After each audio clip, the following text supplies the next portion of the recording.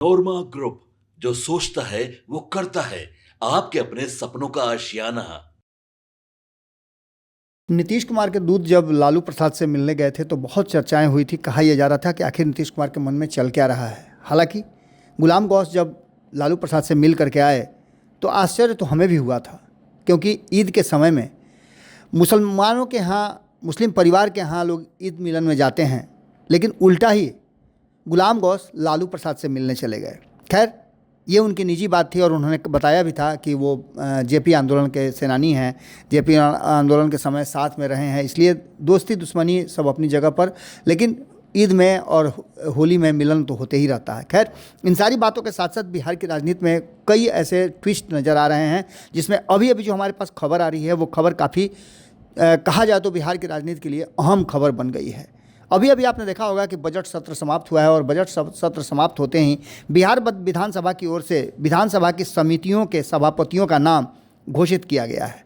2025-26 के लिए कुल 24 समितियों का गठन किया गया है और इन समितियों में किसे क्या मिला है ये हम आपको बताते हैं। लेकिन इससे पहले हम आपको बता दें कि चूँकि चुनावी साल है, इसको ध्यान में रखते हुए कई ऐसी बातें की गई हैं। लिस्ट जारी हो चुकी है और इस लिस्ट के जारी होने के साथ साथ जो वर्तमान परिस्थिति बनी है उस परिस्थिति में नीतीश कुमार की भूमिका को लेकर के भी अब एक बार फिर से चर्चा तो जरूर होगी। वित्तीय वर्ष 2025-26 के लिए बिहार विधानसभा की समितियों के सभापति की सूची मंगलवार को जारी कर दी गई। इसमें राजद के तेज प्रताप यादव सहित भाजपा, जदयू, राजद, कांग्रेस सहित अन्य दलों के विधायकों को अलग अलग समितियों के सभापति की जिम्मेवारी दी गई है।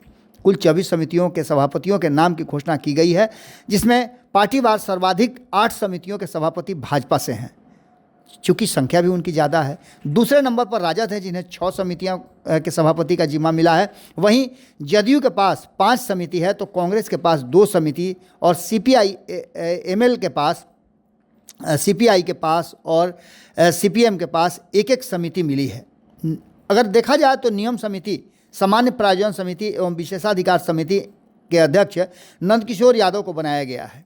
लोक लेखा समिति के भाई वीरेंद्र, जो कि मनेर के विधायक हैं, उनको बनाया गया है। तो प्राक्कलन समिति के तारकिशोर प्रसाद, जो कि कटिहार से जीत करके आते हैं, उनको बनाया गया, भारतीय जनता पार्टी से आते हैं। सरकारी उपक्रमों संबंधी समिति के हरि नारायण सिंह को, जो हरनौत से आते हैं। तो पुस्तकालय समिति रामवृक्ष सदा को दिया गया है, जो कि अलौली से आते हैं। आपको याद होगा कि अलौली को लेकर के काफ़ी कुछ सुनने को भी मिला था। रामवृक्ष सदा नाराज़गी भी थी, फिर बाद में उन्होंने कहा कि वो लालू प्रसाद के सैनिक हैं, इसलिए जो भी फैसला होगा वो मानेंगे। उनको भी कहा जा रहा है कि सम्मानित किया गया है, उनको भी मौका मिला है। आवास समिति अशोक कुमार चौधरी को मिला है, जो सकरा के विधायक हैं। और याचिका समिति अशोक कुमार सिंह, जो पारू के विधायक हैं, उनको दिया गया है। प्रत्यायुक्त विधान समिति अजित शर्मा को दी गई है। तो राजकीय आश्वासन समिति दामोदर राउत को दिया गया है, जिनके बारे में आपने सुना होगा कि वो जदयू के काफ़ी वरिष्ठ नेता हैं, झाझा से आते हैं। इसके साथ साथ प्रश्न एवं ध्यानाकर्षण समिति के अमरेंद्र कुमार पांडे को, जो कुचायकोट से आते हैं। तो जिला परिषद एवं पंचायती राज समिति निरंजन कुमार मेहता को दिया गया है, जो बिहारीगंज से हैं। वहीं अनुसूचित जाति अनुसूचित जनजाति कल्याण समिति रामप्रीत पासवान के जिम्मे दिया गया है। तो निवेदन समिति अवधेश सिंह को दिया गया है, जो हाजीपुर से आते हैं। महिला एवं बाल विकास समिति गायत्री देवी को, जो कि परिहार से आती हैं। तो आचार समिति राम नारायण मंडल को, जो बांका से आते हैं। गैर सरकारी विधेयक एवं संकल्प समिति तेज प्रताप यादव, जो हसनपुर के विधायक हैं और लालू प्रसाद के बड़े पुत्र हैं, उनको दिया गया है। पर्यावरण संरक्षण एवं प्रदूषण नियंत्रण समिति ज्ञानेंद्र कुमार सिंह ज्ञानू को दिया गया है, जो बाढ़ से आते हैं, उन्हें सभापति बनाया गया है। इसी तरह आंतरिक संसाधन एवं केंद्रीय सहायता समिति मोहम्मद नेहाल उद्दीन को दिया गया है, जो रफ़ीगंज से आते हैं। और अल्पसंख्यक कल्याण समिति शकील अहमद खान को दिया गया, जो कि कदवा के विधायक हैं।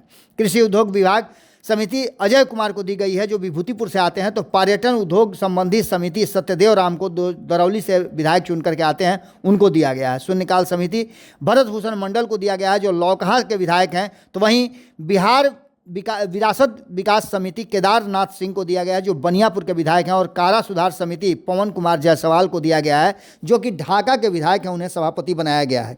इस तरह से आप समझ सकते हैं कि नीतीश कुमार ने चुनाव से पहले इन समितियों का गठन करके एक संदेश जरूर दिया है, और इस संदेश में सब कुछ एकदम बिल्कुल क्रिस्टल क्लियर है। आपको बता दें कि बिहार की राजनीति में चुनाव से पहले अभी बहुत कुछ देखने सुनने को मिलेगा। लगातार बिहार की राजनीति में इस तरह की चर्चाएं आपको देखने सुनने को मिल सकती हैं। इससे पहले आपको याद होगा कि 20 सूत्री जब समितियों का गठन हो रहा था तो उसको लेकर के भी चर्चाएं चली थी। तो उसके बाद आयोगों के गठन और बोर्ड के गठन को लेकर के भी अभी भी चर्चाएं चल रही हैं। इन चर्चाओं पर भी अभी विराम नहीं लगा है। हालांकि अभी 7-8 महीने विधानसभा चुनाव के हैं और इसको लेकर के जहां एक तरफ पार्टियां अपनी अपनी रणनीति बना रही हैं, वहीं आपको बताएं कि कार्यों के निष्पादन के लिए जो 7 महीने बचे हुए हैं, इन समितियों के और इन जो विभाग हैं इनके गठन को लेकर के कहीं ना कहीं एक बात तो साफ साफ नज़र आ रही है कि जिस तरह से इन समितियों के जो सभापतिगण हैं उनकी सूची सामने लाई गई है, जिसको लेकर के ये बातें कही जा रही है कि नीतीश कुमार इस बार के चुनाव में कहीं ना कहीं कुछ अलग तरीके से अपने कार्यों को और अपनी रणनीतियों को अंजाम देना चाहते हैं। देखने वाली बात ये होगी कि आगे चल करके क्या कुछ निकल के सामने आता है, लेकिन अभी भी ये चर्चाएं तो निश्चित रूप से चल रही हैं।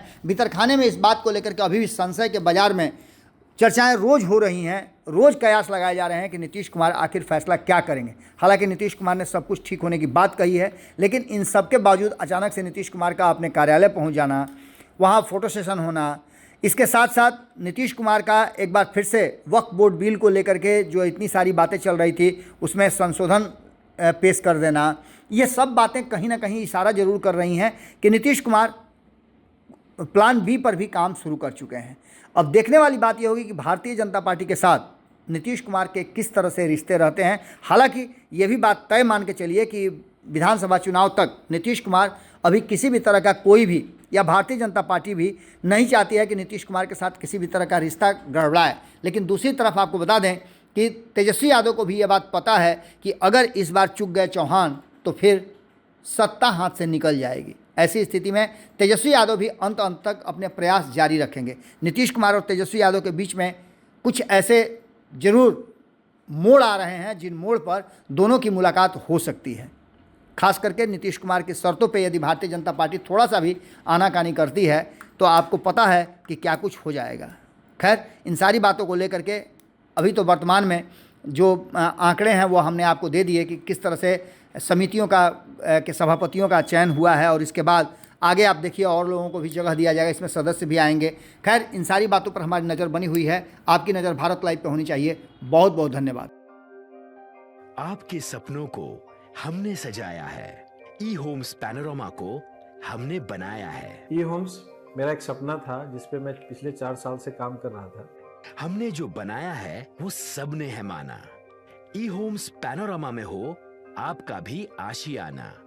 और फाइनली हमने 2021 में इस प्रोजेक्ट को लॉन्च किया। बहुत लोग अप्रिशिएट कर रहे हैं कि पूर्णिया जैसे शहर में, बिहार के, एक तो बिहार की बात करें उसमें भी पूर्णिया जैसे छोटे जगह में इस तरह का लाइफस्टाइल देना, ये सुन के हम लोगों को बहुत अच्छा लगता है। ई होम्स में हमने कुछ और भी किया है, जैसे हम जिस जगह में रह रहे हैं हमारे फैमिली सिक्योर हो, उनको सिक्योरिटी का ध्यान में रखा है।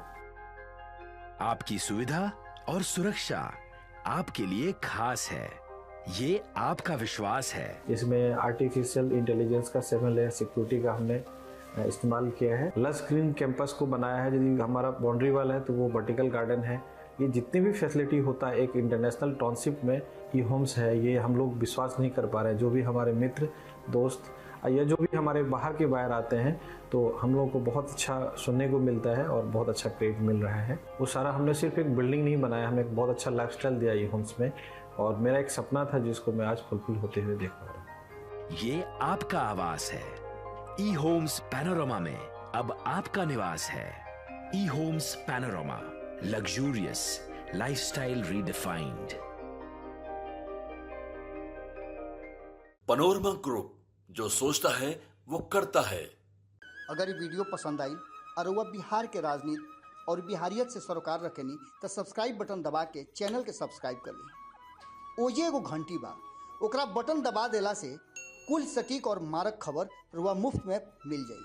अगर रुआ पत्रकारिता के हमनी के नया प्रयोग में सहयोग कर चाहतानी तो ज्वाइन बटन दबा दी। पेटीएम नंबर नोट कर ली 9386816700।